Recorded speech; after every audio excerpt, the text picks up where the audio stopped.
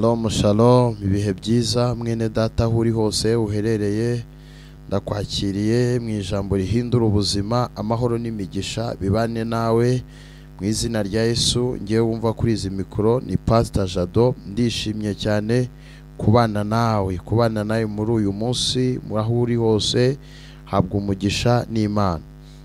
Mu izina rya Yesu Kristo. Yesu ni muzima, Yesu arakiza, Yesu akora ibitangaza, Yesu akunda itorero kandi Yesu akunda abamwizera bose, abamuhungiyeho bose aje abagana kandi abagirira neza cyane.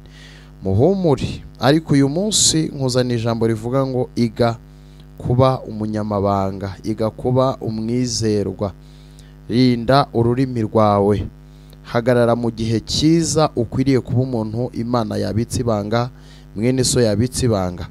Mu izina rya Yesu. Ijambo ry'Imana hano mu Migani ibice 20 umurongo wa 19 hari ijambo rivuga ngo ugenda ari inzimuzi amena ibanga, nuko ntukagendane n'ukunda kuvugavuga. Ryo ni ijambo ry'Imana.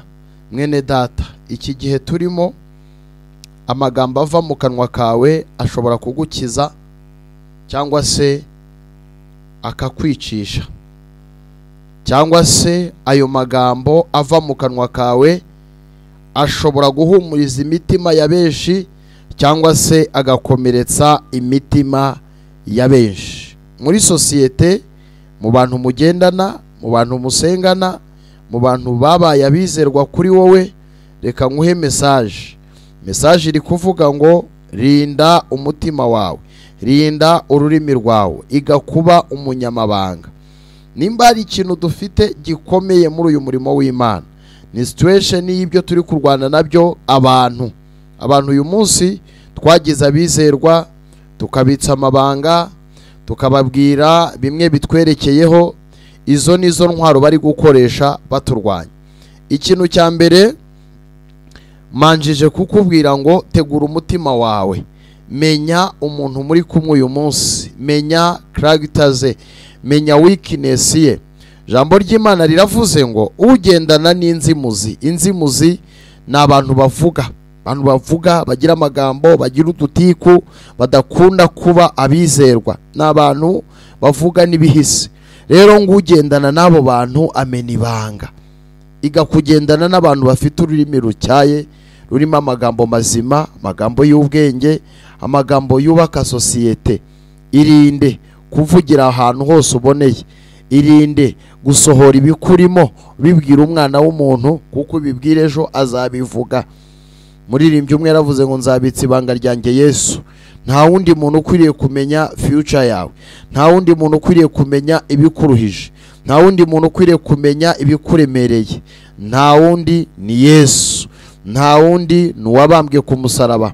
Uwo niwe munyakuri, uwo niwe mwizerwa ndimo nkubwira. Ugendana n'inzimuzi rero amena ibanga, nuko ntukagendane, ntukabane nabo, ntukabamenyeshe, ntugakunde kugendana n'abantu bavugagura. Igihe turimo ni igihe kiri kudusaba kumenya yuko amagambo atuva mu kanwa agomba kuba ari amagambo yubaka cyangwa se ari amagambo asenya. Nimba hari ikintu ushobora gukora mistake, ushobora gushiduka usohoye ijambo rito mu kanwa kawe rikakugeza ahantu udashobora kuzigera wikura n'umunsi n'umwe. Kanguha amagambo y'umunsi.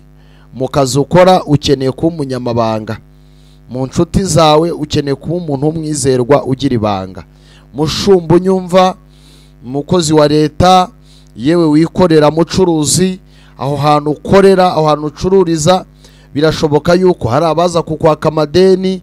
Rinda abo bantu baza bakaza bakakubwira ibibaruhije.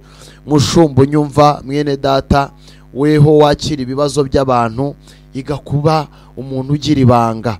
Wowe wirirwa buri munsi ukemura ibibazo by'abaturage, iga kuba umunyamabanga. Ibyo kuvuga uvuga mwene so, uvuga uwo muntu Imana yaremye, ntago ari byiza. Imana iturinde kuba inzimuzi. Iga kubaho umuntu uri umuntu w'umwizerwa, abantu baza bakameneka, abantu baza bagasanga bakabwira agahinda kabo.